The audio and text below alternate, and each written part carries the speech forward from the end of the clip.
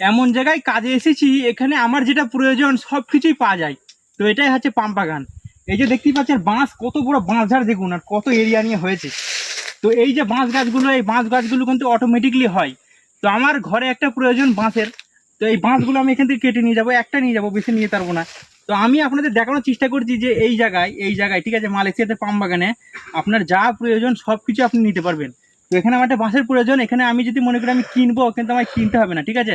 তো এইখান থেকে আমি কি বলবো, নিয়ে গেলেই কিন্তু আমার হয়ে যাবে ফ্রি। তো এইখান থেকে আমি একটা বাঁশ কেটে নিয়ে যাবো, আমার ঘরে প্রয়োজন আছে।